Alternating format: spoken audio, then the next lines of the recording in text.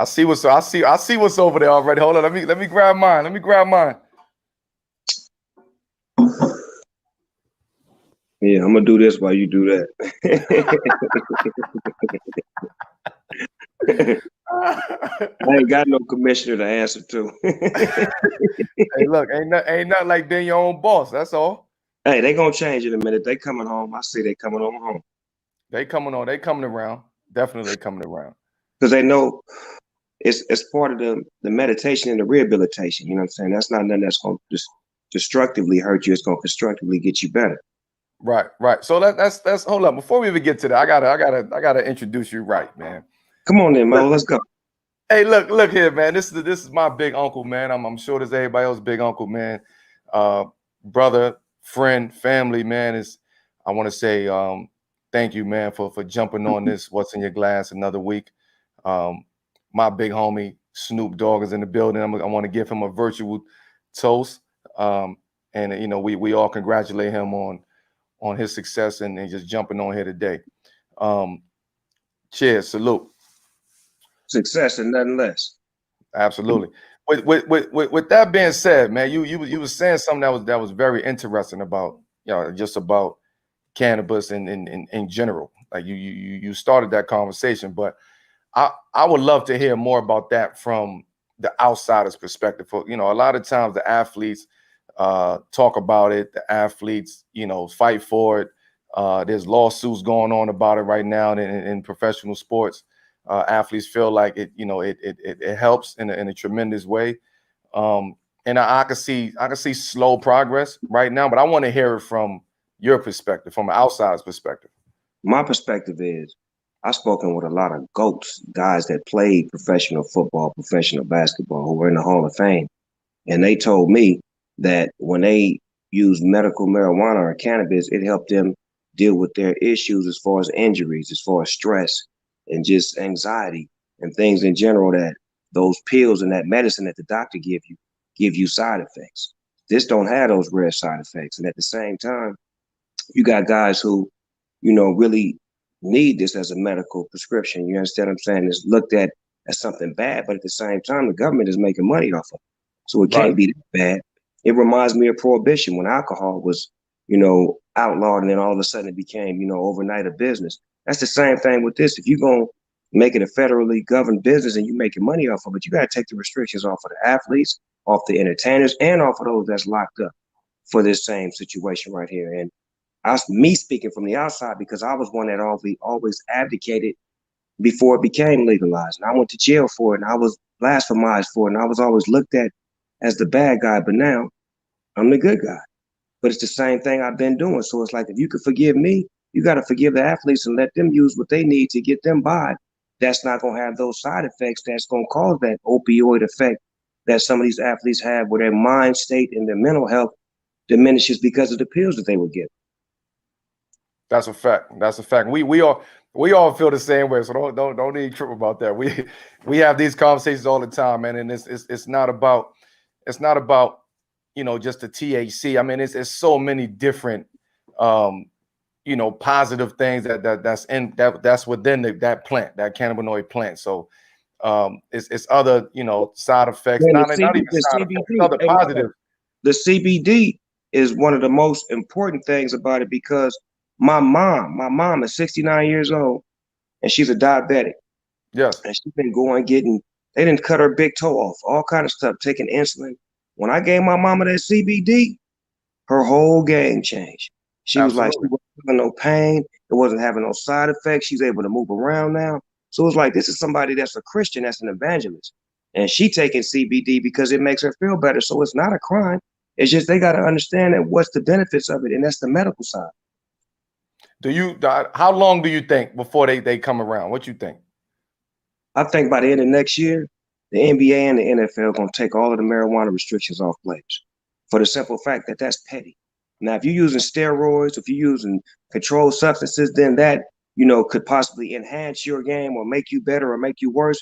But one thing about this medical cannabis, it's not doing nothing to prohibit you or to knock you down. In actuality, it's actually getting you more focused, more aware, and you actually on time. I ain't seen nobody on this come to work late. I see them on time doing everything because I'm one to do it. You understand me? I ain't never been Right. late to my job. Absolutely. Absolutely. Let's jump into another thing. Let's jump to something else. You just recently partnered up with 19 Crowns. As I'm sitting here, have that in my glass. Let me show everybody that. That Cali Red, that Snoop Cali Red right here. So we're gonna talk about this for a second. What Yes, made sir. you team up with them? And tell us Well, a little tell us a little bit about the Australian-based company, the wine producer. well, they're an Australian-based wine company, and they approached me based off of me, being very well known in Australia and being known in America, and they gave me a great idea and a concept to connect with them on some of their product. And naturally, I went with the red wine because it's California red wine, and it just fit my whole MO. And I liked the way they, presented their presentation to me. And it was a great partnership. And I felt like if I got with them and we did what we did, we could make some noise in this red wine lane because it was untapped territory and it was something that needed a different twist. So once we partnered up, we put together a good plan. The wine tastes amazing. We got a nice promo ad where you put the phone to the bottle and the dog talks. You understand me? So we got little tricks to the trade that we're doing to make this thing a great experience. And a lot of people who may not know about 19 Crimes, even before you partner with them, the label, you could still put your phone up to it and it would be interactive. Like that's what I really thought was spectacular about that. The fact that you can interact with that wine, with that label, was incredible. So to hear that I can put my phone up to this label and the dog gonna talk to you, that's incredible. So it's bringing that technology into the wine world too as well, because for so long the wine world has just been very traditional Yeah, and you nobody. go to Napa Valley, you sit around with a nice little suit on and you sniffing Right. wine and tasting wine and get out of here. We got a whole new twist. This 2021. We on to something new. Let's go. What was that experience like? You know what? It was crazy for me because I'm like an action-paced guy. So to go to a winery where it's all slow pace and it's, based off of tradition, I had to, shake up the shiver or give them a little new tradition, the thing that we bring to the table. And they was with it. When I mean, first of all, Australia for me personally is a market that I'm trying to tap into because it's like you said, it's untapped. It's so many different resources over there that we should be understanding what's happening over there on a granular scale. So I'm actually glad that you partnered up with an Australian winemaker, wine producer like that. What we got to know, Mello, is that when we become famous, we internationally known. Yes. And a lot of times we don't know that. We try to be so domestic and we think that our love is only as far as this state or this state. But once you start traveling the world and seeing the global effect that we have, then you understand your worth on how you can go to different countries and do different things. I'm sure when you played in those Olympic Games and y'all was going overseas and you was seeing how big basketball was, how big y'all was, and how Absolutely. big that Nike and all the different companies were, but y'all was the show. They was the business. But if you Right. was smart, you would have went back and did your own show because you understand me, you are the business. And that's what Absolutely. we have to understand is that globally, look at what Kobe Bryant was doing. He had something in Turkey where he had a whole in a whole nother Airplane deal. He country, had an airplane an deal over there. airplane deal in An another airline country deal. Yes, of course. that we ain't never going to. Right. But because his effect was that much and he was that sharp of a businessman, all right, let me go to some untapped territory. How many Right. people in your country? How many people over here love me? All right, I'll do it. Let's go over here and do it. Because America, they acting funny over here. They Right. don't want to give a black man his ownership. They don't want to give a black man what's due to him. So let's go to these countries that understand what the black man is worth and get our true worth as kings. And then that way we'll sit back and say, when I do retire, I'm not retiring off of the money off of my blood, sweat, and tears. I'm retiring off of the moves that I made when I was having those blood, sweat, and tears type of practices to get me Right. to this. I don't to that's a great point. I don't think that there's a lot of people who mind operates like that. Like it takes a different type of person to think like that because for so long we've been so consumed in just here at home, America, America, America. Like you said, my mind been open for 15 plus years, just traveling, going overseas, and again, planning those games and understanding the impact that we have from a global standpoint. It started in China, then it goes to Japan, and it goes to Australia, and so on and so forth. And we never take advantage of those different opportunities because we're afraid to. But Now look how they took advantage though. right, All those teams that y'all played with them different countries, how many of them dudes over here in the NBA now? absolutely, And they getting real money. absolutely. Okay, now, so they didn't figure it out, but we ain't figured it out. When we do figure it out, it's either too late or we don't understand it. But the women's basketball been getting it. They've been sharp going overseas getting money. They've been with the business before the WNBA because that's all they had. You feel what I'm saying? So at the same time, Yep. it's a give and take relationship to where whatever we give it, we take it. So they'll give you that if you understand the dynamics of who you are on how to do your business globally. Yeah, and that's coming off of being able to educate your own self, right? And have a knowledge of self and understanding what you have to do and what you want to do. A lot of people don't have a plan in place to be able to go out there and execute that. So they just going with the wind, they going with the flow, and they going with what somebody else is telling them to do, which is only here in America. With that being said, how long you been into wine? Probably about, I say about 15, 20 years, because I was a hard drinker. Right. Old English 800, St. Ives, gin and juice, Hennessy, whatever was the hard thing, I was on it. But then once I started getting intellectually together, this started to enhance my thinking and my thought process. So, you want to go with whatever you at or wherever you at. And as I got older, I wanted to, age like fine wine. So you are what you drink. What what wine you started with? Like what bottle you could say like, damn, like this got me into it. Well, my homeboy Warren G turned me out because he was the first one that thought he was a rich nigga drinking wine and shit. So, so Warren G popped some shit on us called Merlot, right? Some shit called Merlot, and it just sounded expensive. So we started drinking that kind of red wine, and we fell in love with it because it was like it made us feel some kind of way about ourselves. Like even the glass that you drink it out of, the way that you hold the glass, your posture, your conversation, like all of that comes with the entanglement with wine because it's all in one glass. It's all poured in that one glass of the wine society.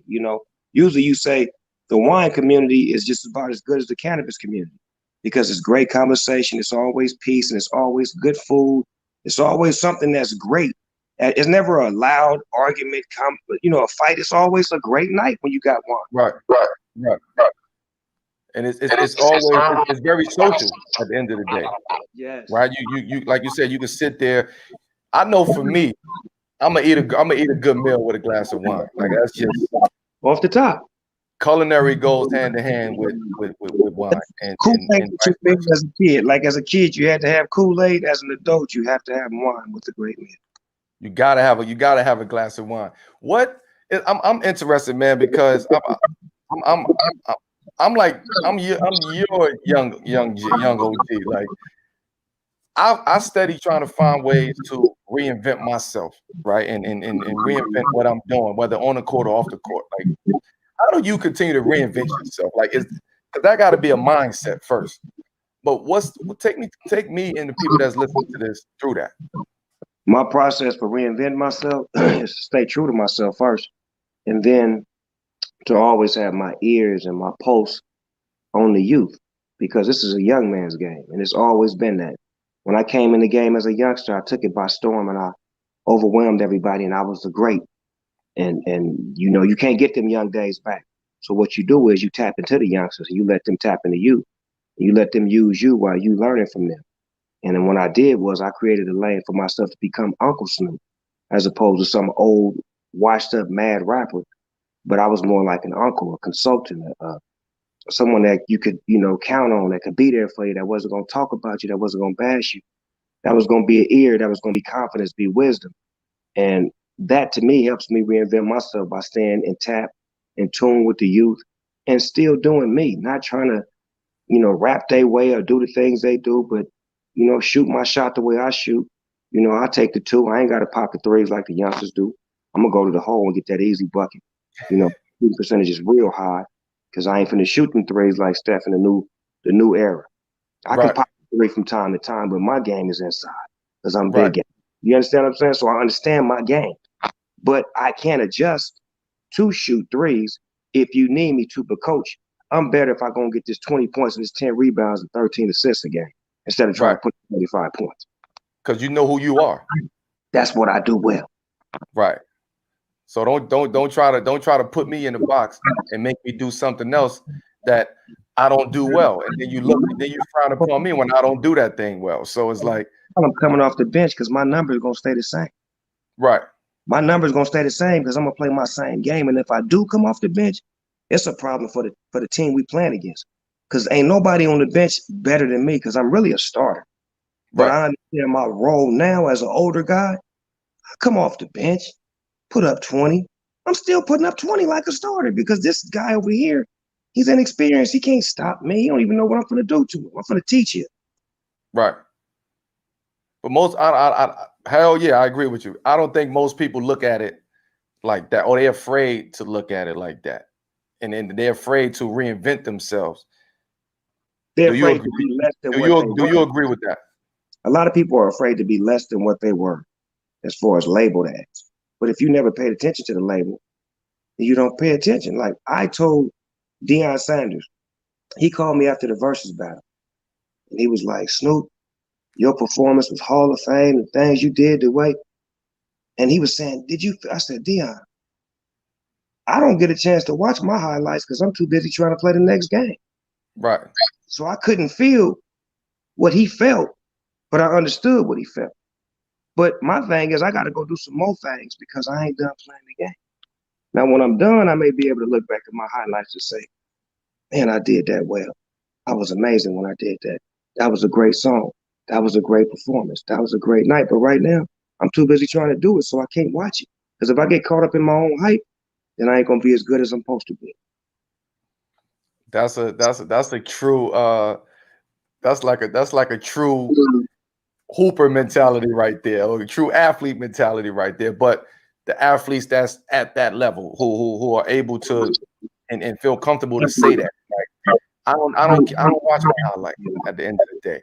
Only time I'll watch them is if somebody's sending them to me, or they say, "Yo, Mel, look, check this out." Or, "Yo, you did crazy today." Boom, boom, boom. Like that's not me at the end of the day. I know the square that I stand on, and I know what I do, and I know what I can do. So going back and looking at that and doing and focusing on that, that's taking my focus away from the next Right. match. Imagine somebody saying, Melo, I need you to play like you played when you was at Denver and you used to do Right. this and used to do that. No, I need you to play like when you was in New York when you first came. And you now hold on. I'm gonna play the game the way I play the game, no matter what uniform I got on. That's what y'all don't know. Absolutely. Absolutely. Speaking about just kind of the different kind of things you into. You about to open up a clothing store, right? Yeah. Yes, sir. Let's talk about that a little bit. Clothing store is called Snoopy's, aka Snoop Dogg's. When we came out with Doggy Style and the Death Row Records catalog, we didn't really have merchandise.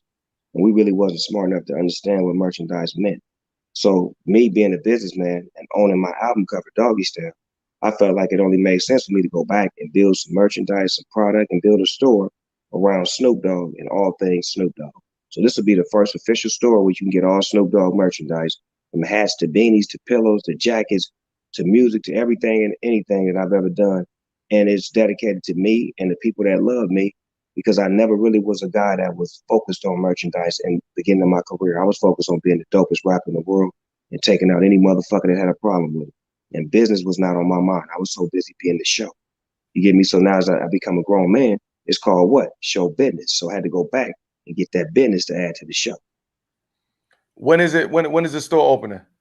When the NFL decided to say people can go to that stadium because we right across the street from the stadium. I'm talking about like jogging distance. So I want the traffic to be right. I ain't in no rush. I don't want to just put it up to be putting it up. I'd rather wait till the traffic is right to where everything gets back to a natural normal or to a normal to where people can shop and do things like that. Right, and have that normal experience too at the end of the day. Right. No pressure. Because if I'm a fan of yours and been around with you for my whole life, in your career, throughout your career, then I'm not in the rush because I know when I get it, I'm gonna get it, and it's gonna be authentic, and it's gonna be true to who I am and true to what I support. So I understand. I understand that. Well, let's talk about our brother a little bit, right? Kobe, and it seems like it was yesterday for me. The relationship that I know that you and him had over the years. How can you describe that? You know what? It was crazy because you can look at our careers as being parallel. You know, when he came in the league, he was young. When I came in the league, I was young. And we came to great franchises. And at the same time, we had to earn our position, but nothing given. And once we got it, we didn't look back. Whoever spot we took was never getting back on that court again. And then from there, we had to learn how to be a team player.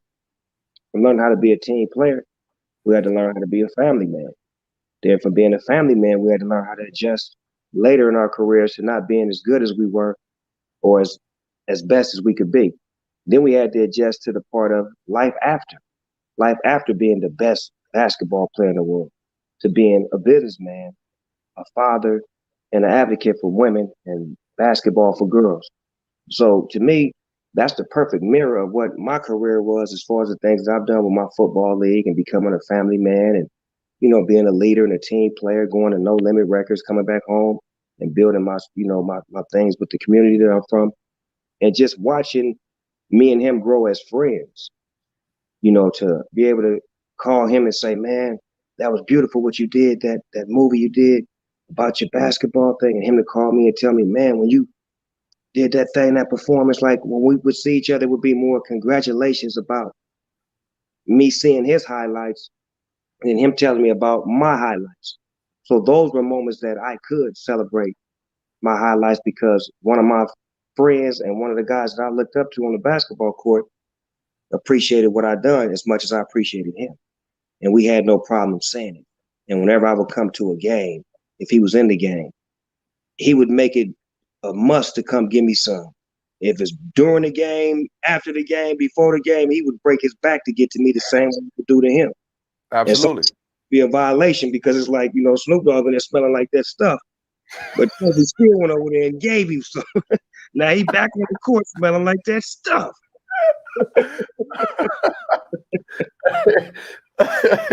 Hey man, big shout out, man, to our brother, man. We all know what he meant to us personally and what he meant, to LA and to the rest of the world. So I want to ask a question, Melo. How was he in the on the Dream Team when he was like the Magic Johnson, Michael Jordan to y'all? So what was his like demeanor like over there being with the young goons? Because y'all was the goons at that time. Yeah, so with him, we was looking for him to just like, yo, like let us have your back. Like don't feel like you in LA. Like you ain't got to do it all here with us. You know what I'm saying? Like right. Just we wanted him to just relax, take the gloves off, be cool, just go with the flow. You ain't got to do too much. That team in 08 was very similar to the Dream Team in 92 I because think y'all could have got the Dream Team. I think we'd have got the Dream Team too. That's just my, no disrespect to Magic and Michael and them, but y'all would have took it to them. So we had that's our vision was that. Like that was our mood board. Like the 92 Dream Team was our vision board. Yeah, okay, we got to be like them or better than them. Right. So we know what they created already. They laid the foundation. They laid the pillars for USA basketball. The best. We sending the best. Absolutely. To play y'all best. Absolutely. So when remember we had lost in 04 in Greece. I remember. And then we lost. Was you on that college team? Yeah, so we had me, Bron, D Wade. We was the young boys on that. Y'all was babies then. Y'all wasn't in the league. Y'all was little bitties, right? Yeah, we had that. That was right after our first year. Rookies. Y'all didn't know how to kill then. Nah, we didn't. We wasn't ready for that type of game that was over there. They had grown men on y'all. They had grown men, but also the game was different, right? The rules was different. The ball was different. The Euro style is different in America. the Euro style was a lot different than America. That's the first time y'all seen that Euro step too, huh? Absolutely. And then we talking about young and ripe and ready Ginobili back then. Like, Oh, you know what I'm Manu? saying? young Manu. Manu? Yeah. He was a dog. Yeah. And even with us though, like we lost to Puerto Rico. Like, you know what I'm saying? So it was like, damn. What? Yeah, we lost to Puerto Rico first game in 04. Yeah, y'all was youngsters. Y'all was babies building at that time. But that Yeah, gave yeah. y'all a championship for 2008 to where And y'all so was like, we came 04, then 06 we lost in the world championship, and then we was just like, you know what?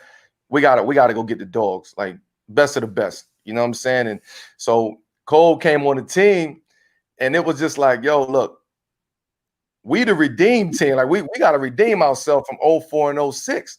But again, we had the 92 team as our vision board. From a right. global standpoint, we knew the impact of what they created. We watched that shit every single day. You know what I'm saying? We talk about it every single day. And We y'all had was our kids. Y'all was kids when the shit was going on, so it affected y'all play the way y'all play now. absolutely. So that was the motivation for us. So when he came, it was like, yo, look, rely on us. We rely on you. We in this together. We're in the bunker together. We going to war right now. Fuck it. Like, let's go. But we all gotta do our part. Like we ain't gotta do a lot, but we all gotta do our part. We got the best in the world. Man, And we that's gotta a special moment, man. Y'all right gave and us a moment. Y'all gave us a moment.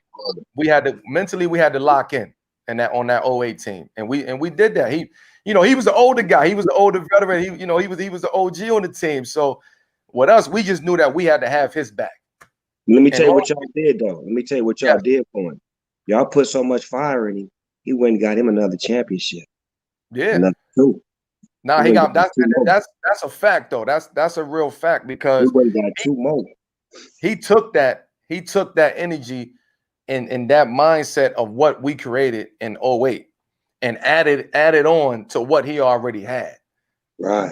You know That's what I'm why saying? when he went and got Gasol, Right. let me tell you, I'm watching the dynamics of it all go down. He watching him from the Spaniard perspective. He ain't watching him from the Memphis Grizzlies. He watching what he do in that international style ball. Kobe, like if I can get him with me and put some dog in him, it's a wrap. And he went 2 times. He went 3 and won 2 after that. Remember that.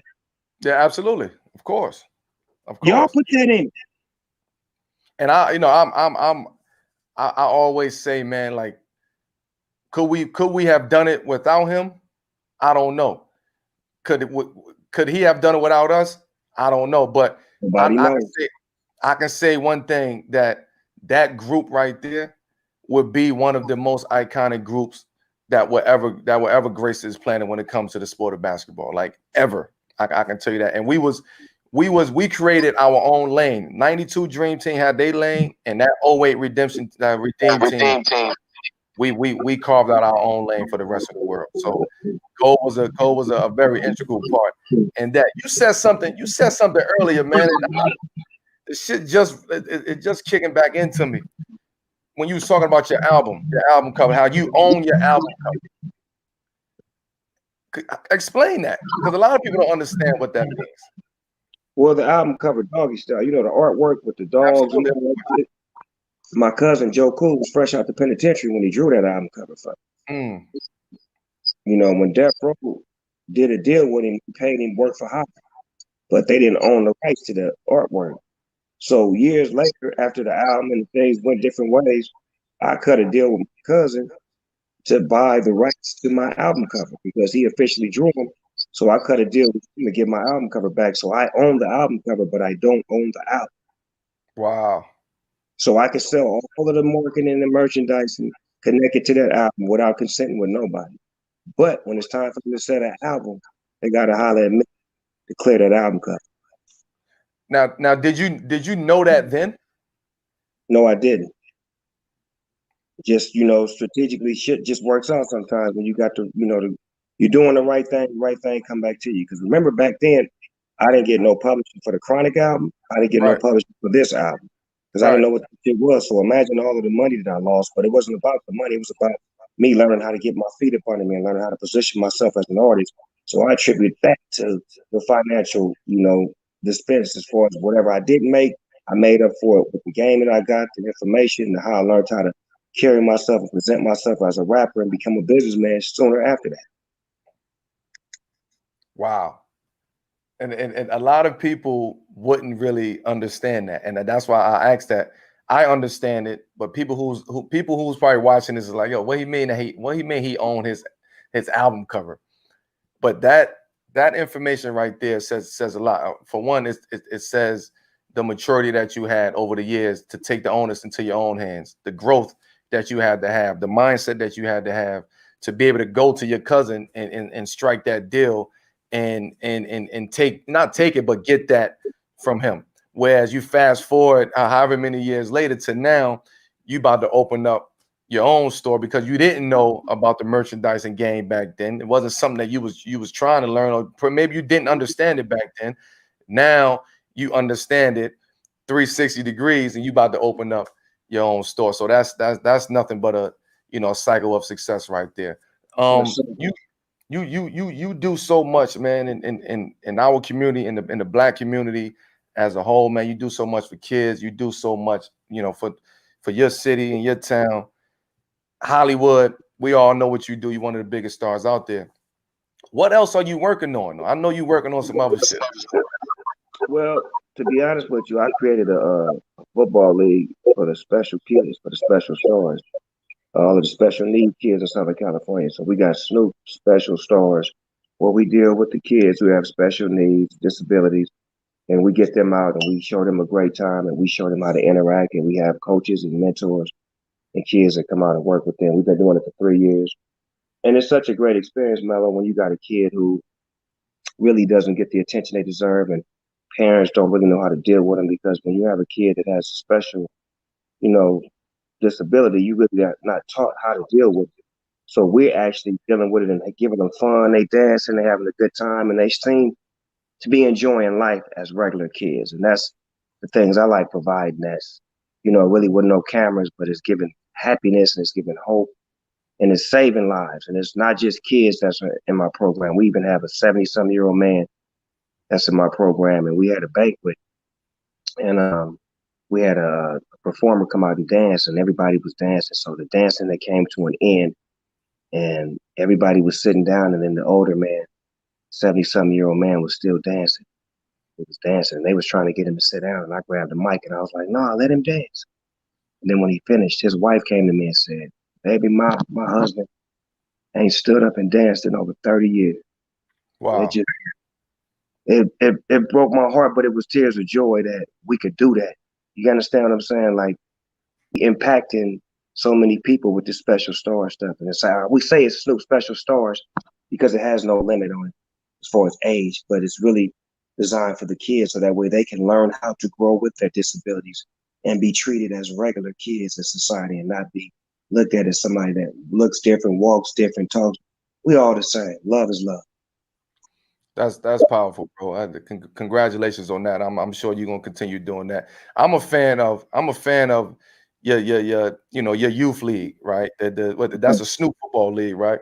Yes, sir.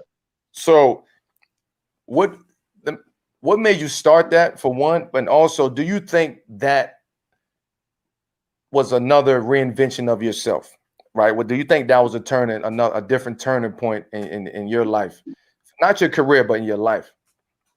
I definitely think that was a reinventing moment for myself because my kids, my sons, wanted to play football, and I got them involved in just being a father on the sidelines, to being a volunteer, to being an assistant coach. So you know what?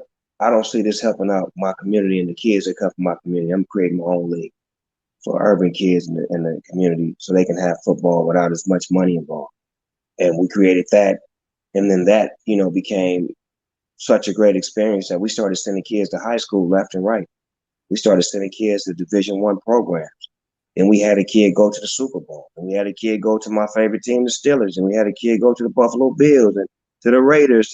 Before you know it, we flooding the league and we sending them left and right as if we was a powerhouse high school. And it's based off of, volunteers and community workers and ex-gang members and people who have, stories of survival. And they teaching these kids how to live and we teaching them how to be student athletes. Every kid in my league has to have a 2.5 GPA. So you can't just be a dumb jock out there playing the way it used to be. You got to have some education to go with it in case your life on this football field comes to an end. You're going to have something to fall back on.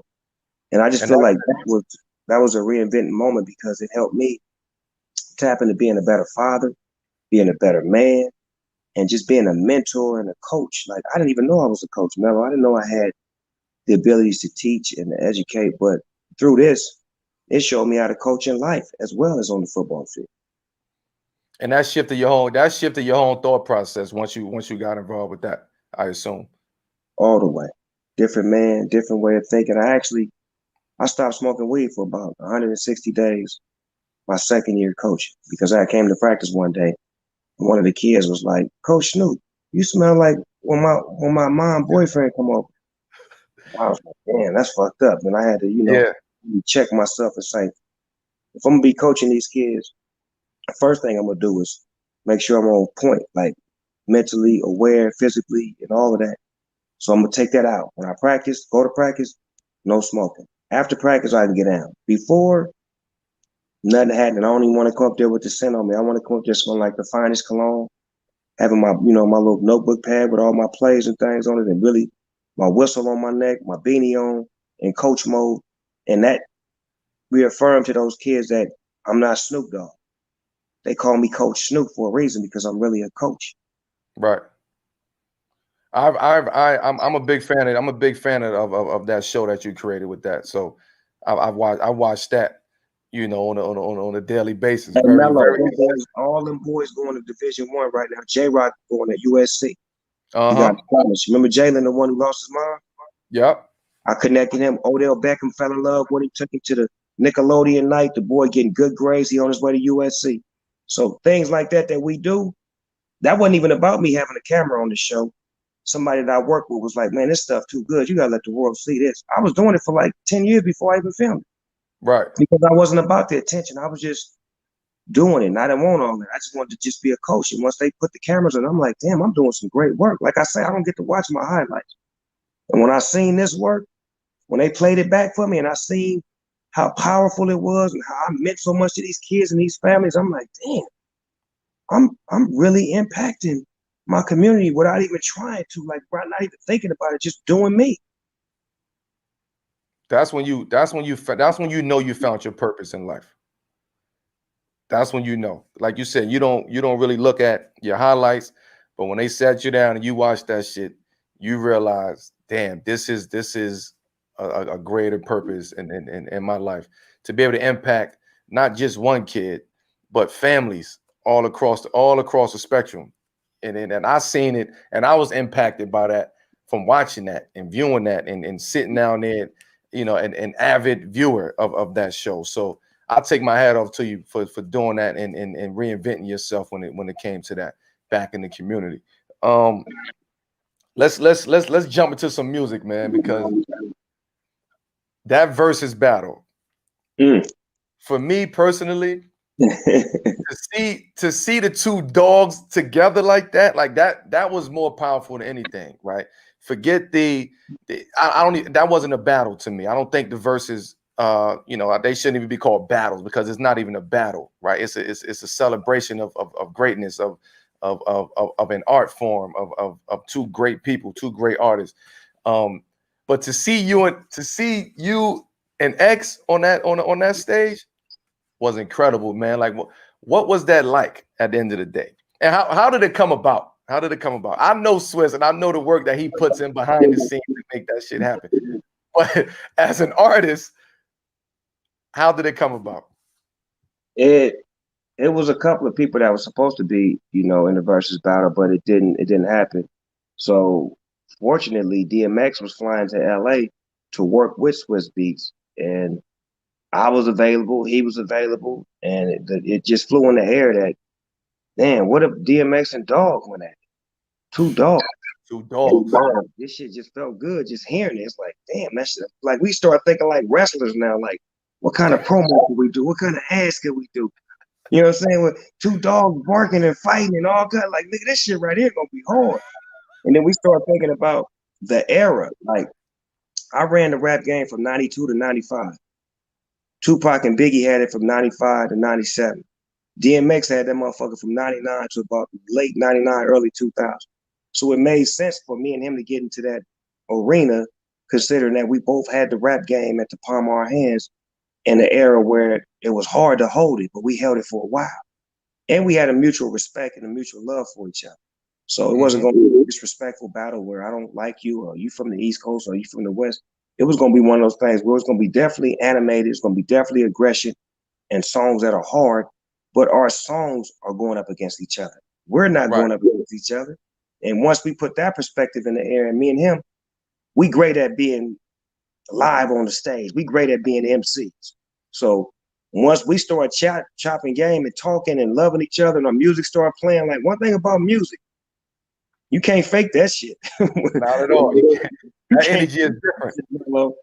Like, how am I in a battle versus this nigga and I like 7 of this nigga songs that didn't came on? Like, fuck that shit. This ain't no fucking battle. This nigga shit jamming like a motherfucker. Again, that's the celebration. That's the celebratory part of that as well. When you're able to be secure of who you are in your career and what you've been able to establish, and the next person is able to, do the same thing, there's nothing but joy in that. There's nothing but, celebration. There's nothing but excitement in that. And that came off just like that. I'm sure the people that watched it would tell you the same thing. It's that energy was given out at an all-time high. Like that aura, everybody was locked in, everybody was excited about it. And again, I know it's not a battle. Y'all know it's not a battle, but at the end of the day, I'm gonna celebrate my shit, you're gonna celebrate your shit. And we're not going against each other. We're gonna let our music speak for each other. We in this arena together for a reason, because our music and our artistry has gotten us to a level where we can sit down side by side and go song for song. So that's how I take it, man. And that was an incredible moment to see you and to see Dog like that out there, man. So big shout out. Shout out to DMX, man, for being a great sport. You know what I'm saying? Because as a rapper, it's like an athlete. We just got a competitive nature about ourselves. Right. If I'm going one-on-one against you, Mello, I might throw you an elbow on your ribs or something, but it ain't personal. It's just I'm trying to get a better position. You may throw one at me, but it's just all part of the game. And when the game is over with, we may have cussed each other out and said all kind of shit, but we're going to shake hands and sit down and laugh about it. And that's what that was. That was like a game of one-on-one with one of your niggas that you know what I'm saying, that you've been wanting to play against. He got game, you got game. He like to go inside, you like to go inside. He got a jump shot, you got a jump shot. This nigga do the same shit I do. Matter of fact, some of my moves look like this nigga moves. You know what I'm saying? Right. So which makes it right. So when a song is played, that's a great point, because when a song is played, I'm like, oh shit, okay. And I see you over there like, damn, like I forgot all about this. But you, at the end of the day, you're a fan too. So that comes off very sincere and very genuine. Right. But if I love you, I love you. I don't give a fuck if we fight and I still love you. Right. And one thing about his music, he make dog music, and I'm a dog. So that shit just feel different and hit different. It's like, if it didn't hit, I wasn't gonna move to it. I'm not a great actor at that kind of shit. But if this shit feel good to me, it must be good for me. I caught the gangster Holy Ghost. Forgive me, God. Hey, listen, I knew shit was real when I seen X up there two-stepping. I seen it. The nigga sung all of the words to Bitches Ain't Shit, one of my underground hits. This nigga sung every word. This nigga knew my ad-libs and everything. He was singing it so good, I damn near forgot my words. You know how you can get caught up? As rappers, we get caught up. If we rap and another rapper is rapping your shit, sometimes it's mind-boggling. It throws you off because it's like, damn, this nigga know my shit. And then you fuck around and forget you got some more lines to come up. And then you'll forget your words. So I think he did that on purpose to try to throw me off, to make me, you know what I'm saying, slip a line or two. Because when he was spitting that shit, he was spitting it word for word. Yeah. Dogs got to eat, man. Big dogs got to eat. You know that. Come on, man. Hey, man, before we wrap this up, man, it's first of all, it's been a pleasure and an honor, man, chopping it up with you like this, man. And, real relaxed, living room style conversation over your wine. 19 Crown by Snoop Red, Cali Red. we all know what we're dealing with in our communities, man, in the hood, and just being a black man, a black woman today in this day and age. We've been dealing with it for so long, and we still dealing with it. What's a message, man, that you want to send out there, you know, to the younger generation, and even to us, your peers, like at the end of the day, man, what is that in the black community? What is that message that you want to send out there to the rest of them? Well, the message is, if you watch the versus battle, the message is all about celebratory, to celebrate each other, to show some love, to tell somebody you love them, to tell them you appreciate, to tell your brother how good he is and how much you appreciate what he's done. There's nothing wrong with you, you know, congratulating, patting somebody on the back. And I think we need to work on that. And once we learn how to do that genuinely and organically, we'll become a better race and a better people. And that's what I practice. That's what I do. And that's why when they say Snoop Dogg, the first thing they do is smile. They don't get upset or get tense. When you say Snoop Dogg, you smile because you know something peaceful and positive is going to come out of that. And I had to learn how to become that, because there used to be a time when people would say Snoop Dogg and they would, not around my kids. No way. Not him. No.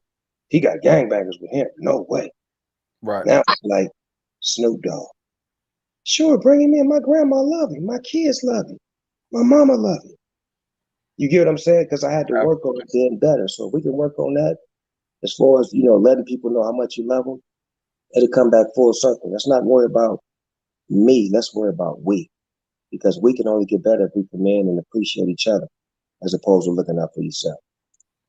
Hey, man, that's peace, Big Unc, man. I appreciate you tapping into what's in your glass, man. All of y'all out there, that 19 Crumbs, I'm gonna finish my bottle tonight. You know, that Cali Easy, Red. go slow, Melo. You got a couple games. Y'all trying to get in the playoffs. Take it easy. Hey, listen, this like water right here, man. This is my Gatorade. That's your Gatorade? It's for that deep down body first? Absolutely. Hey, man, y'all look good out there, too. I appreciate that. Because if y'all get in the playoffs, y'all going to make it rough on us, and we need that. I like the way you, McCullum, and Lillard, the way y'all playing right now. Y'all look good. I appreciate that, definitely. You know, Dame is my boy. Me and Dame got a song together. I know. I know. You know, I know it all. He know banged that it for you? That's all we listen to. You know that. That nigga can. That motherfucker be spit. Dame Dollar, man. If you heard it here first, Dame Dollar. Hey, big shout out to my brother, man. He one nigga that can quit his day job.